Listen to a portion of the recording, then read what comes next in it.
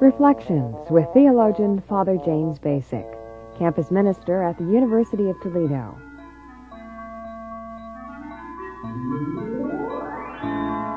Now, in the Catholic Church, there's more and more saying the only possible reason for having a war is not to redress grievances, but only in self-defense, to defend one's own country or to defend innocent people elsewhere. And that, what you're getting is a shrinking, in other words, of the justifiable reasons for having a war. And why is this happening? Because we're trying to take this wholly new attitude towards war, which is precipitated by the having of the nuclear weapons. So when we've got the nuclear weapons, the stakes are just escalated, and therefore the reasons for having war get narrowed as that escalation goes on. Joining Father Bacik in today's Reflections is Father Dan Ring, pastor at St. Ignatius Parish in Oregon.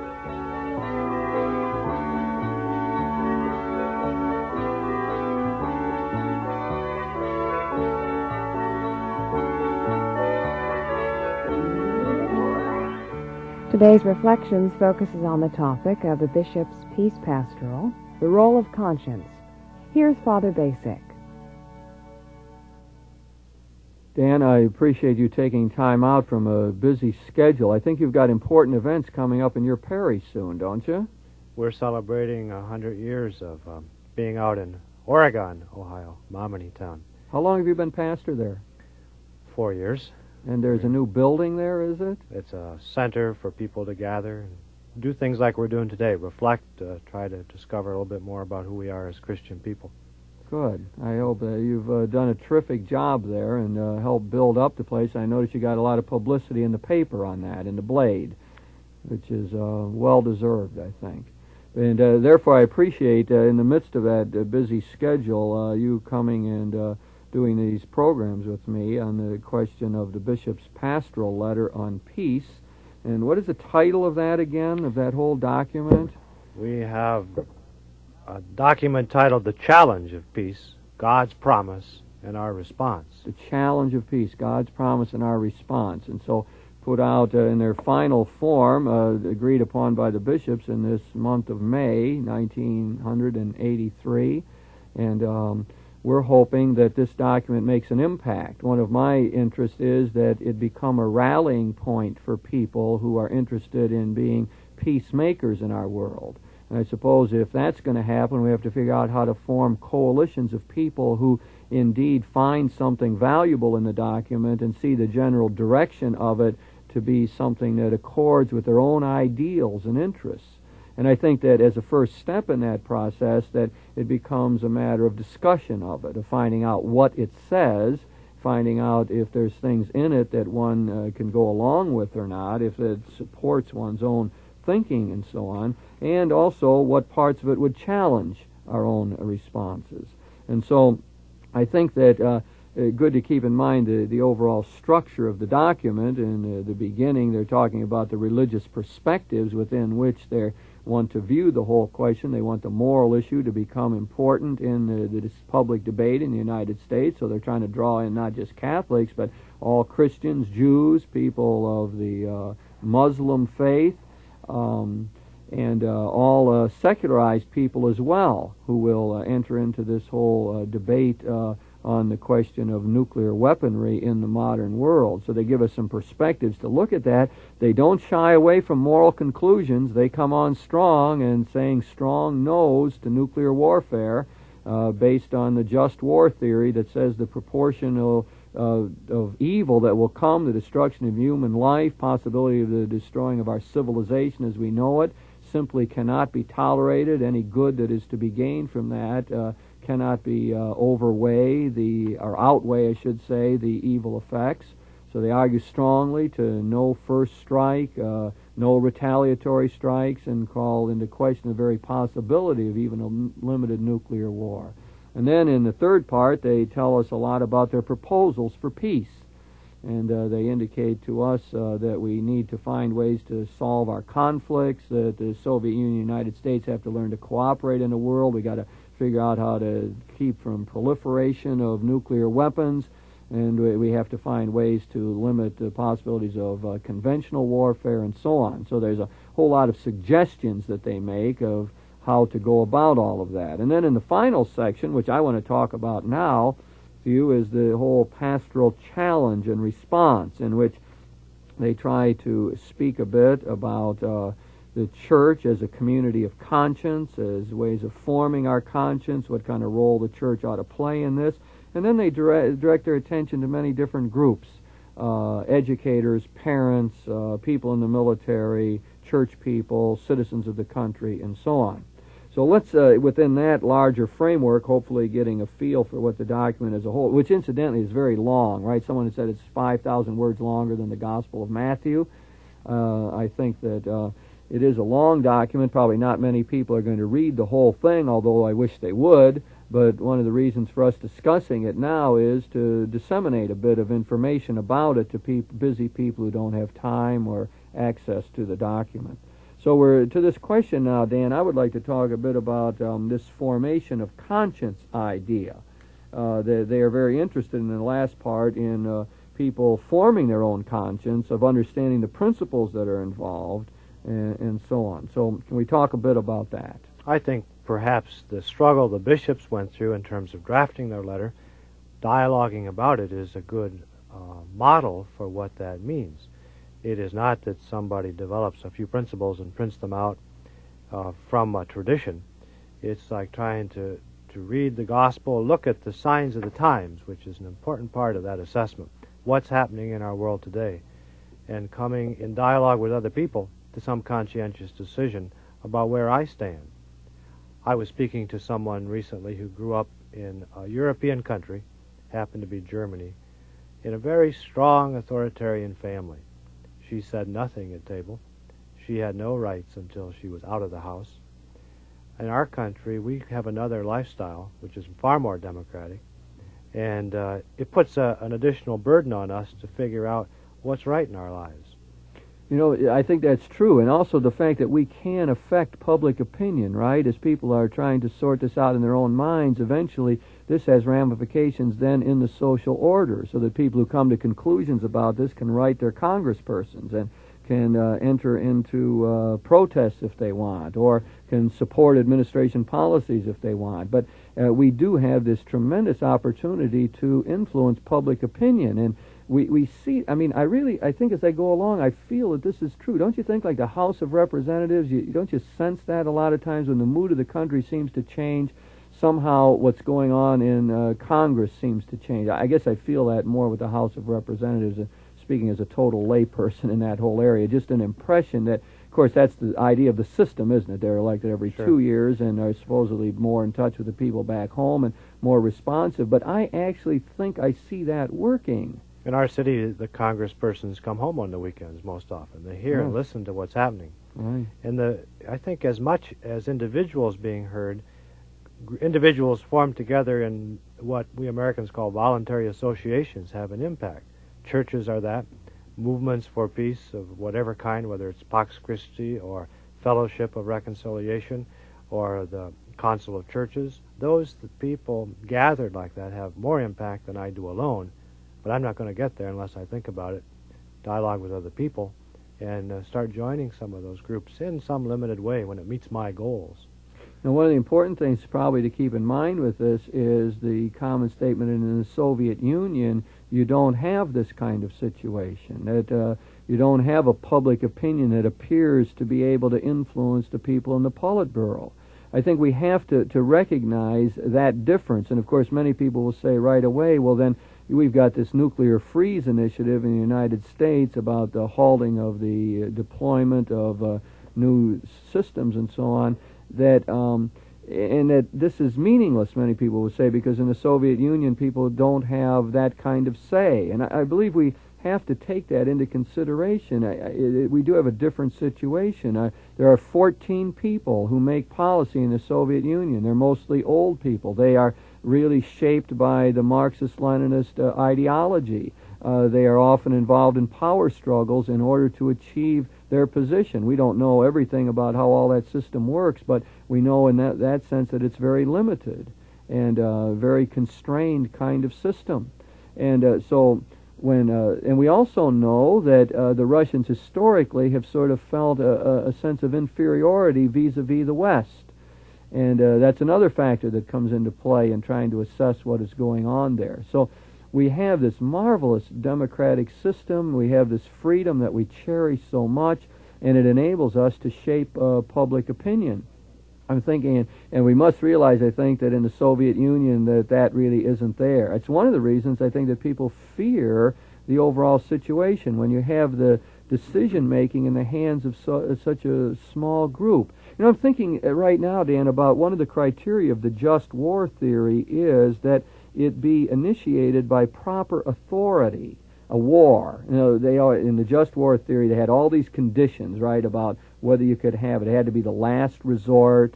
You know, it had to use appropriate means in fighting it, respect non-combatants, and have proportional chance of success, and so on. All of that, and one of them was that it be initiated by proper authority. And when you know, in the modern world, and you begin to think of the way citizens would be affected by a nuclear war, I think some people would argue, well, the only proper authority really is a democratically based government. It's the people who are going to suffer. The power is in the hands of the people, or should be. They're the real authorities in all of this. And, you know, it calls for our own government to be very responsive to the will of the people. And it calls into question, you know, the whole totalitarian system that we know in the rest of the world. So the just war principle, maybe of proper authority, could be brought into play here as a critique of the Soviet system and as a call for our own system to be more responsive to the will of the people. That's interesting, that the just war theory would in some way critique the very structure of what the Russian system is. I think often the just war theory was an enabler to provide individuals with a decision-making capacity as to whether or not they were to be involved. Mm-hmm.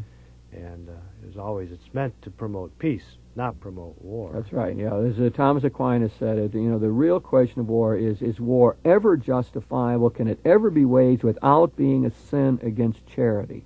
That's the way he proposed the question. In other words, the presupposition was that no, you can't have war.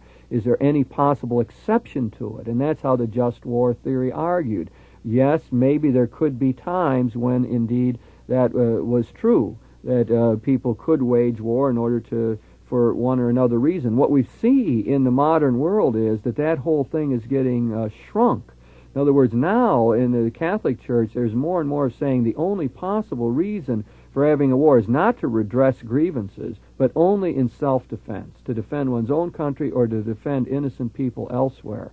And that, you know, what you're getting is a shrinking, in other words, of the justifiable reasons for having a war. And why is this happening? Because we're trying to take this wholly new attitude towards war, which is precipitated by the having of the nuclear weapons. So when we've got the nuclear weapons, the stakes are just escalated, and therefore the reasons for having war get narrowed as that escalation goes on.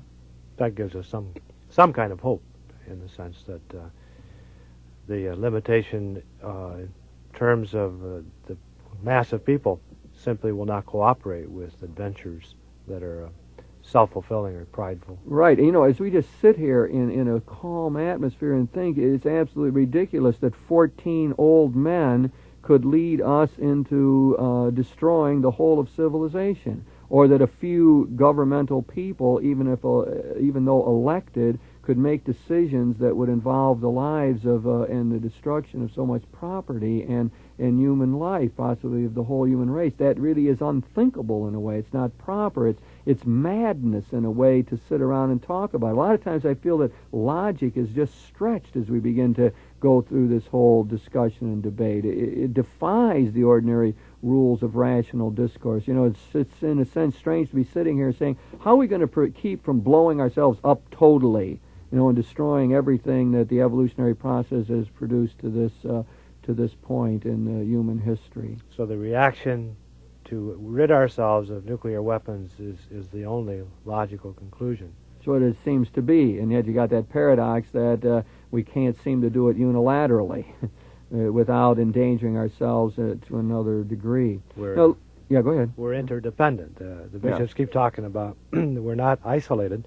We depend on each other as persons. And those 14 men you spoke of are people.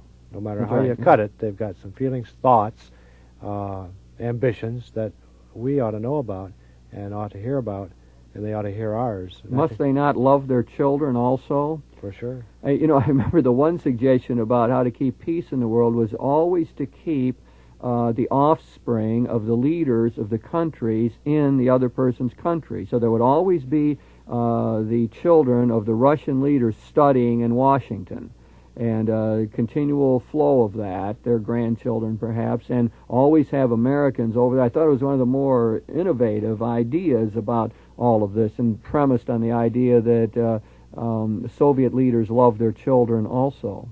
We have one world to live in, and it belongs to all of us. Dan, we're talking about this role of conscience here. Now, let's expand that a little bit. The bishops in the document do say that the state does have a right to require military service. They have the idea that the nation-state can defend itself, that there's a right to do that. There's a line of argumentation that says that freedom is important, and at times we have to fight for that. So they think military conscription is possible. They are against the draft except in national emergency. They don't want to have really a peacetime draft opposed to that.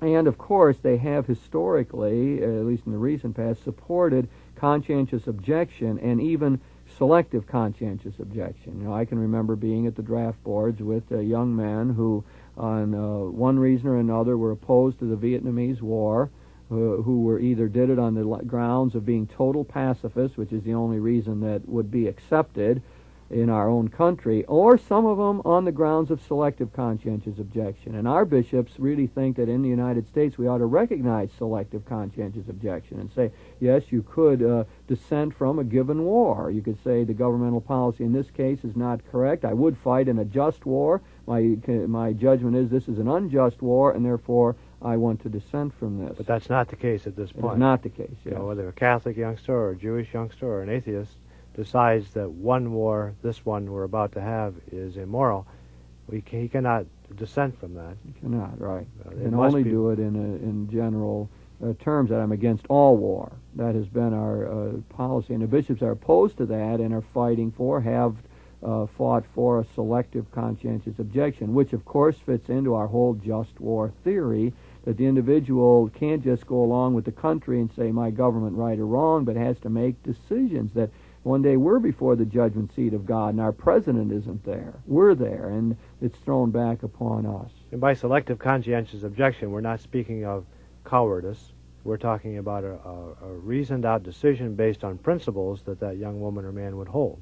I think very often it is coupled with the idea that they should be ready to perform alternate service in the country. So it's not just a way of getting out of something, so that they would do something that indeed benefits the common good.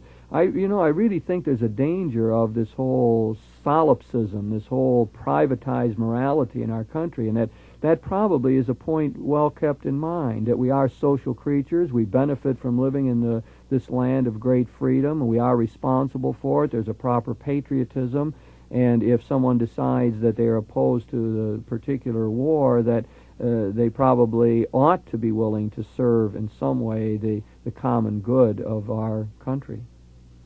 That certainly makes sense. Dan, have we said enough here? Now, I was thinking one other thing on this conscience questions, and that is their recognition that, indeed, it is possible for people of goodwill to dissent from the bishop's own document.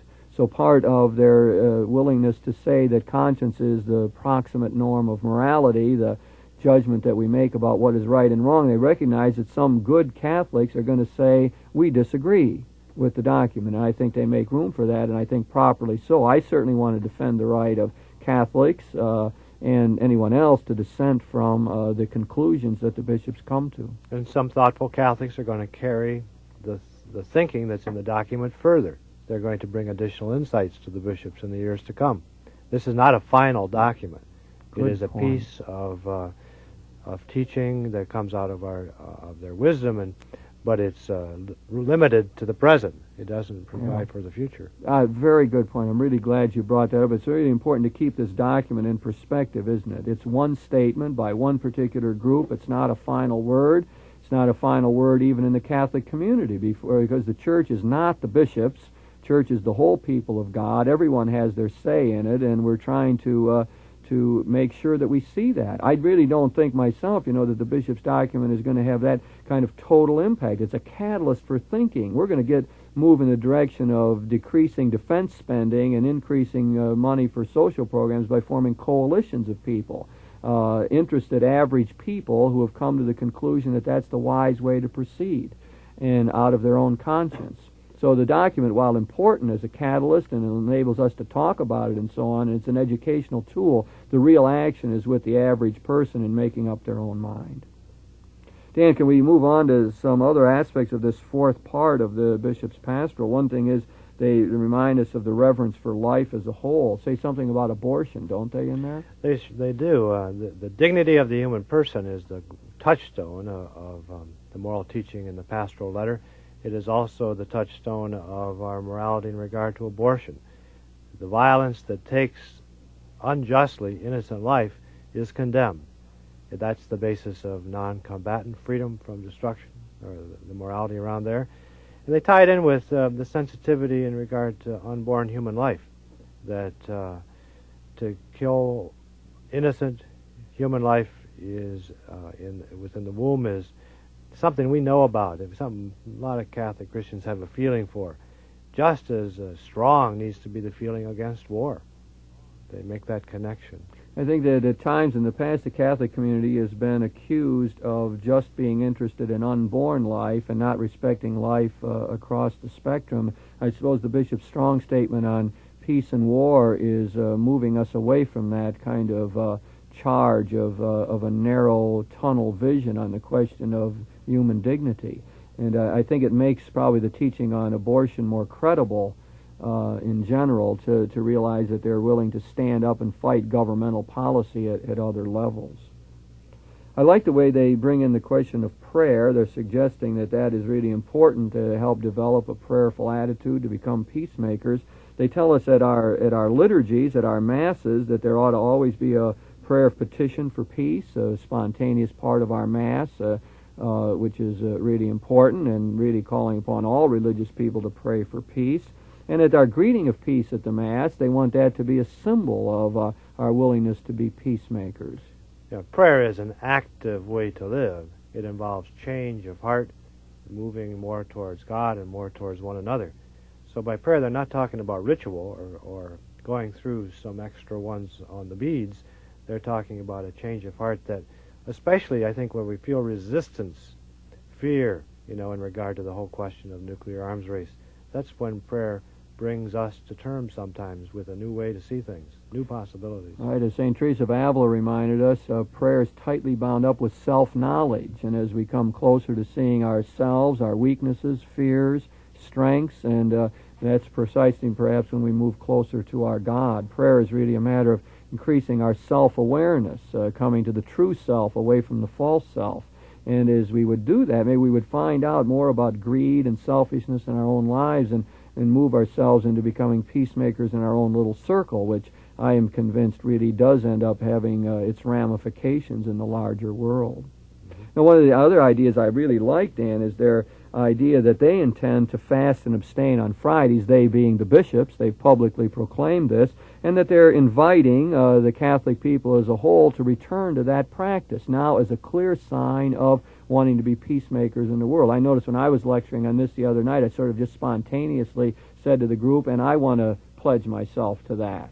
I want to try to remember to abstain on Fridays, and not in the old way, perhaps, of just following a law, but as in a new way of saying out loud publicly that we want to be peacemakers. I think it's a brilliant gesture, and I hope Catholic people pick up on it and that the priests preach about it, and maybe some of our other friends in other traditions might want to join us on that one. Yeah, it's an honest response, I think, out of a tradition of fasting for those things that are almost beyond our control.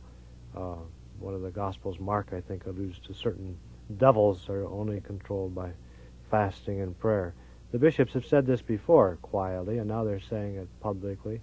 And it's not saying you have to do it or I have to, but they take a position for themselves personally. Right, and then invite the rest of us to come along. So many people are already saying, are we not supposed to eat meat on Friday?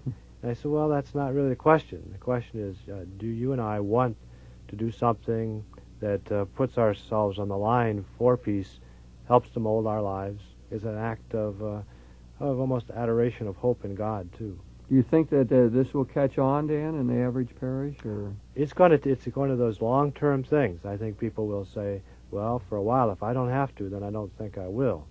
But it's one of those things where we might learn to move out of our individualism, and if my brother, my neighbor, is doing it, I might be enticed to think about it, maybe even do it. We're going to communicate it by example over a period of time. Yeah, I would certainly hope that it would catch on. It's part of, sensing that I'm part of a tradition, a part of a larger group that's doing something. I thought you made that point very well before when you talked about the coalitions or forming your conscience in relationship to some of the groups that are around. So we have the peace groups, and one decides to move in that direction, that we're with other people in the whole process then. That seems to me to be a very healthy kind of thing to do. Now, so we've been talking, Dan, about this fourth part of the Bishop's Pastoral. We've taken up really only one half of that fourth part, but that's all right. We focused in on the whole question of conscience, and that seems to me to be crucial to the whole matter, because what the bishops have put before us is their own understanding of the world scene, their own response to the nuclear threat, and they're inviting us to think seriously about it, not to follow slavishly, but to make up our own mind, and then to become in our own way, to be really peacemakers in our world.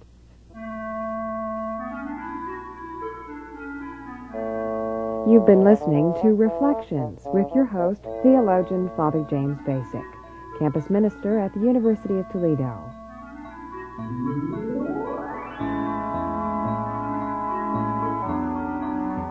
Joining Father Bacik in this discussion was Father Dan Ring, pastor of St. Ignatius Parish in Oregon.